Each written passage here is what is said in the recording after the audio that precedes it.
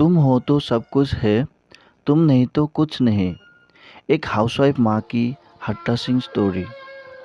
Mummy, आज शाम को मेरे कुछ दोस्त आ रहे हैं, तो आप आलू टिक्की, कॉर्नसर्ट, पाव भाजी और स्ट्रॉबेरी शेक तैयार कर देना।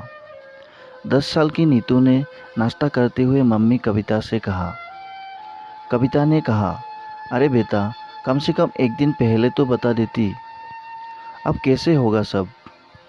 कविता के 18 साल की बेटे आयन ने कहा, हाँ नीतू, मम्मी सही कह रही है। नीतू ने कहा, क्या मम्मी, आप सारा दिन घर में ही तो रहती हो, आपको काम ही क्या है? मेरी तो सारी फ्रेंड्स की मम्मी वर्किंग है। कविता के पति अजय ने हंसते हुए कहा, और नहीं तो क्या कविता, क्यों मेरी लाडली को दुखी कर रही हो? एक खाना ही तो अच्छा बनाना जानती हो।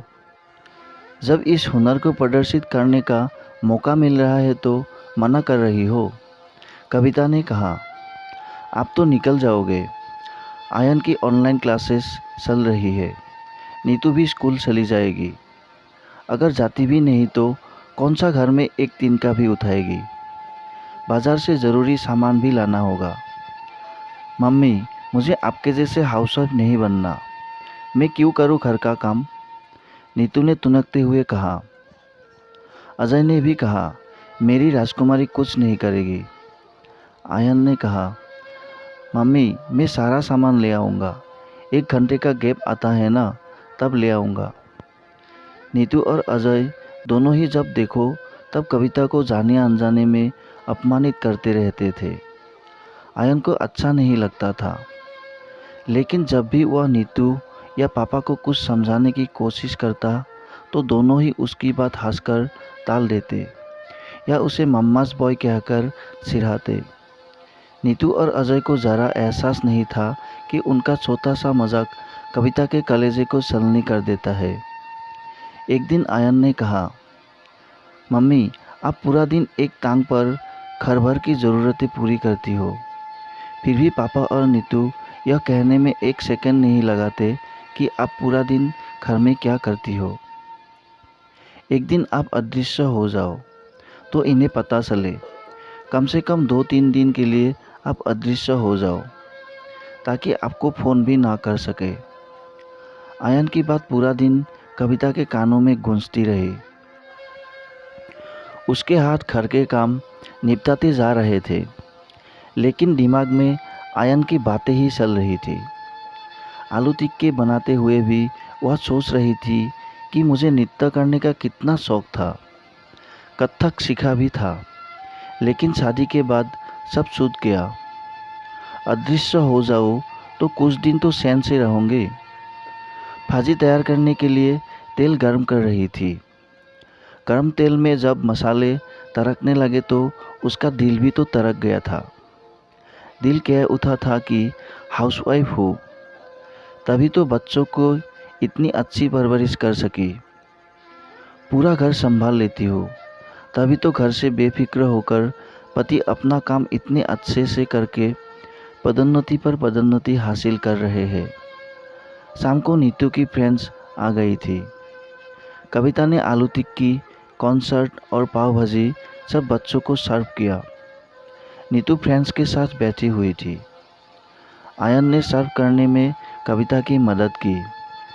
सभी बच्चों ने कविता के हाथ के बने हुए स्नैक्स की तारीफ की। स्ट्रॉबेरी शेक सर्व करने के बाद कविता कुछ देर के लिए बच्चों के पास आकर बैठ गई थी। नीतू ने अपने सभी दोस्तों का अपनी मम्मी से परिचय करवाया, फिर कविता का परिचय करवाया और बताया कि मेरी मम्मी तो कुछ नहीं करती, घर पर ही रहती है। कविता का चेहरा फक पड़ गया था। इतने में ही अजय आ गए थे। नीतू ने बड़े उत्साहित होकर अपने सभी दोस्तों को अजय से मिलवाया और अजय की उपलब्धियों के बारे में बताया और अंत में कहा कि मुझे अपने पापा पर गर्व है। कविता अपनी रुलाई को रोकते हुए खाने पीने के सारे बर्तन समेट कर किचन में चली गई थी। 10 मिनट तक रोने के बाद वह अपना चेहरा साफ करके वापस आ गई थी। कुछ ही देर में नीतू के सारे दोस्त चले गए थे। सबको खिला पिला कर किचन समेट कर कविता सोने के लिए आ गई थी। कविता के आने से पहले ही अजय सो चुके थे। कविता आज अजय से बात करना चाहती थी, लेकिन अजय को सोया हुआ जानकर वह चुपचाप लेट गई। लेते लेते वह सोचने लगी कि आयन सही कहता है, मुझे कुछ दिन के लिए अदृश्य हो जाना चाहिए। मम्मी कुछ नहीं करती, कविता कुछ नहीं करती, यह सुन सुनकर मेरे कान पक गए हैं। भगवान एक दिन के लिए ही अदृश्य कर दे। सोचते सोचते कब वह नींद के आगोश में समा गई, कविता को पता ही नहीं चला। सुबह खतर पतर की आवाज़ से उसकी नींद खुली। उसने सामने खरी में देखा तो 9 बज गए थे। अजय अलमारी में कुछ ढूंढ रहे थे। उनके हाथ में एक मोजा था। उन्हें देखते ही कविता समझ गई कि जोरी का दूसरा मोजा ढूंढना। अजय इस अलमारी में नहीं है, आपकी अलमारी के ऊपर से दूसरे रैक में है, कविता ने कहा। लेकिन अजय ना तो उसकी तरफ देख रहे थे और ना ही सुन रहे थे। इतने में ही नीतू आ गई। पापा, मम्मी पता नहीं सुबह सुबह कहाँ चली गई। मेरी प्रोजेक्ट फाइल भी नहीं मिल रही है, आज ही सबमिट करनी है, आप चलकर ढूंढो ना। हे भगवान, मतलब मैं सही में अदृश्य हो गई, कविता ने मन ही मन कहा और मुस्कुराकर सभी की बातें सुनने लगी। सुबह से एक थंकी चाय भी नसीब नहीं हुई। आज दूध कॉर्नफ्लेक्स ही ब्रेकफास्ट में खाना पड़ेगा। सारे कपड़े तितर बितर करने के बाद आखिरकार मोजे को अपने हाथ में लेते हुए अजय ने कहा। कपड़ों का ढेर बिस्तर पर छोड़कर अजय नीतू के कमरे में चले गए मदद करने। दोनों बाप बेटी ने बड़ी मुश्किल से प्रोजेक्ट फाइल ढूंढी। नीतू के कमरे की भी वही दुर्दशा हो गई थी जो अजय और कविता के कमरे की थी। तीनों ने जैसे तैसे नाश्ता ख़त्म किया। कचरा उठाने आने वाला आवाज़ लगाकर जा चुका था। घर के सारे डस्टबिन कचरे से भरे हुए थे।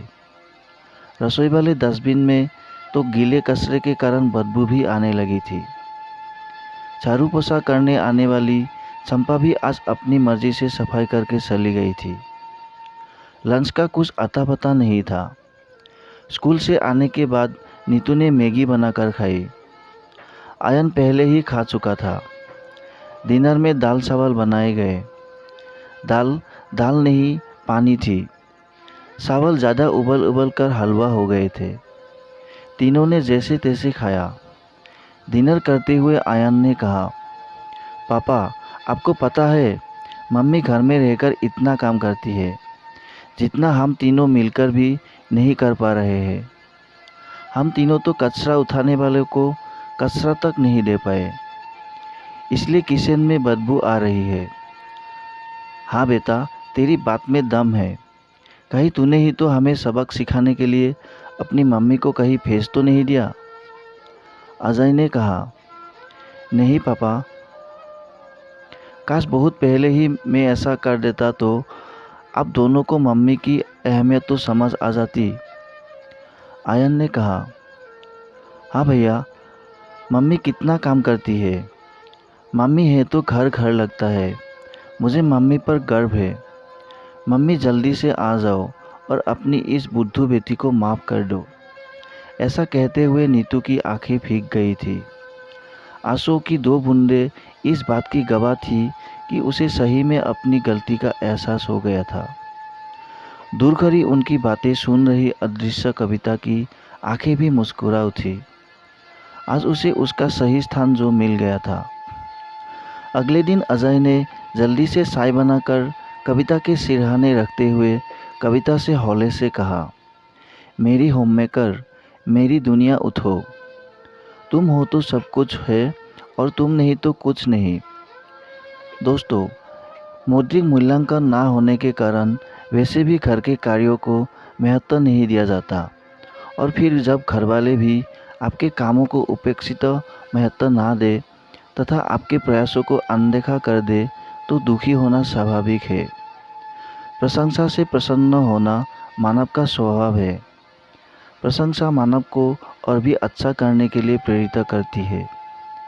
खैर, बहुत कम घरेलू महिलाएं होती है जिन्हें श्रेय और प्रशंसा मिलती है। घरेलू महिला की उपस्थिति की हमेशा ही उपेक्षा होती है, लेकिन अगर वे एक दिन के लिए भी अनुपस्थित हो जाए तो पूरा घर अस्त व्यस्त हो जाता है। महिला वह धुरी है जिस पर घर टिका रहता है। आशा करता हूँ कि ये कहानी आप लोगों को पसंद आया होगा। कहानी अच्छी लगी तो वीडियो को एक लाइक, शेयर और चैनल पर नए हो तो चैनल को सब्सक्राइब ज़रूर कर देना दोस्तों। वीडियो को देखने के लिए आपको बहुत बहुत धन्यवाद।